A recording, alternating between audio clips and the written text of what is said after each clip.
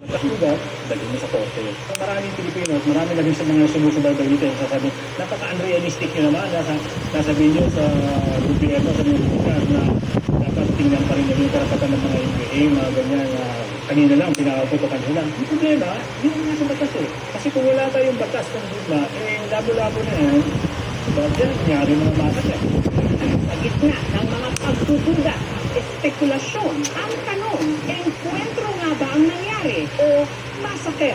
The burden ngayon para mag-explain kung paano sila at bakit sila napatay. Eh nga sa military, na sila naman ay hindi naman nila tinatanggal yung pinatay nila.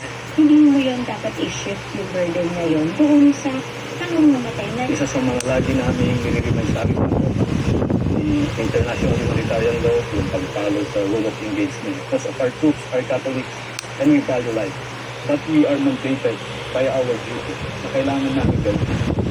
Hindi lang sa Pogoso may nangyaring karakasan, meron din online. Hindi siya katanggap-tanggap, napakinggan natin yung mga testimonya ng pamilya. Gano'n kasakit para marinig yung mga ganun na mga pasaring naging birthday, yung kanilang mga anak. At when we're talking about persons here, totoo silang mga tao, that is systematic tactic ng pagpipilianize ng mga alleged members ng People's Army.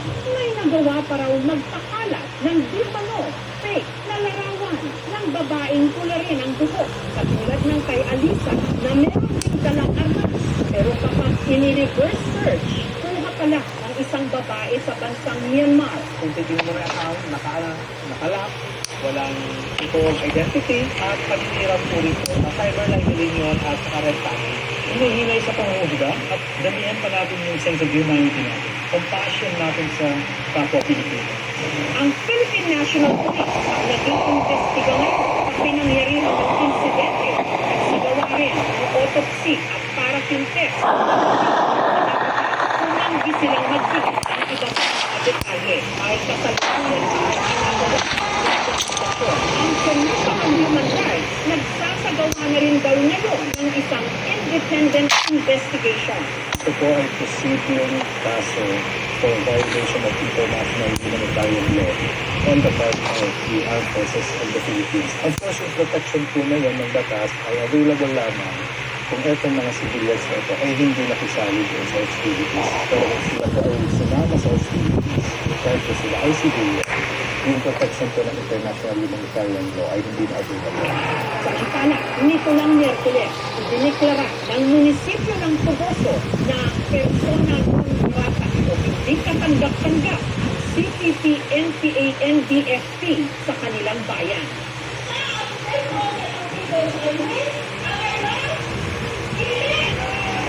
Sa kabilang banda, may mga protesta rin at panawagan para sa katarungan sa mga napaslang. We are appealing na sana wala nang patayan. Ito importante siguro na iwasan na po ang dadaas ng mga militar na nadamay ang mga sibilyan nga mga magsasaka. Hindi na tayo makipaglaban sa kapwa-Pilipino natin, mga kapatid natin. Kaya naanyayakan namin natutira sa kanilang grupo to return to the force of the law. Ang naisip ngayon ng mga tao, away lang yan ng imperial sa military. At hindi. Away ito ng mga maliliit na gobyerno laban din sa system ng gobyerno na hindi sila nakikinabang sa paglaban ng ibang mundo. Yan ang problema.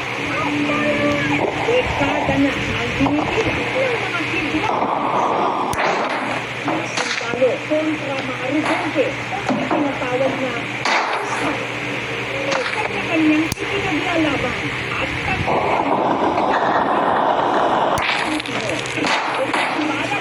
pero hanggat hindi napitigil ang sakitan at patayan sa mga tubuhan ng negros, hindi lang asukal ang aanihin, kundi dugo.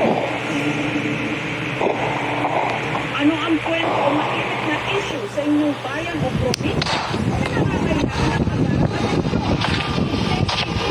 Ang Facebook fanpage at i-kaya-kaya sa atin yan.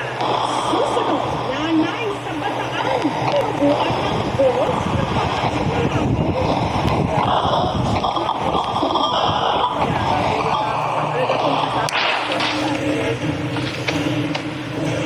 Nagulat po ako. Sabi ko, Ba't may ganyan ka? ang makakakita po nito ang hindi sinasadya. Eh sigurado po magkakapera kayo. Daming ninyo, mga sangre, tanggapin ang kapangyarihan ng pinakagate. Ito ang dating ng pinakamabigat na kapalit.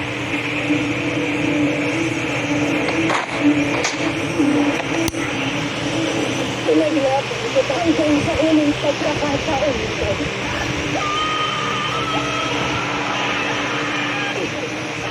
Tignan tinamang ang kasawang sa kapangyarihan ng sandali.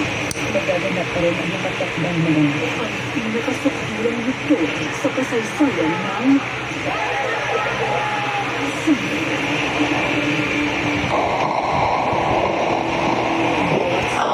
sigurado. kaya hindi siya maluloko kung ano man ang nagawa niya sa iyo. Mahal ko pa rin siya. Malaking kasalanan ko, hindi kasawa. Ingatan ang pagkalaw. Nandiyo sa mga Kapag nandyan ang Ipagkakalan mo.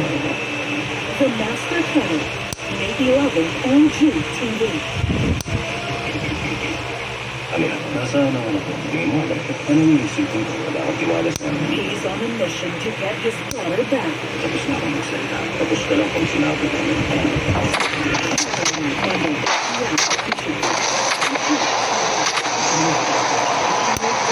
Official operation na, Joey. Buti sa akin sila. Sabi niya yung mga napasok sa lobby, hindi pa maliligtas. Ambush daw daw. Never say die. Kaya nga nagagawa.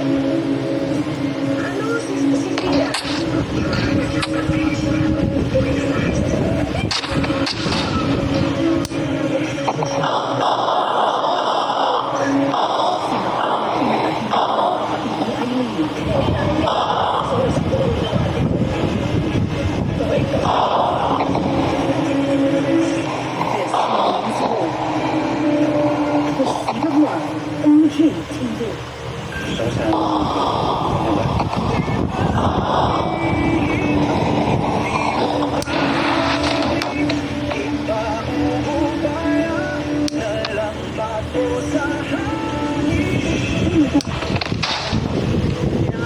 Diyos ka, mukha ba akong nag-uusap? sabay dahil kung bakit buhayin mo nun? 11:25 p.m. at State of the Nation. Yan ang magkakating sa airport. Near everything goes. Hilariously. Afternoon news break, Monday to Friday, 2:30 p.m. on GTV. Very happy and excited to announce si Ana. She is now legally my daughter.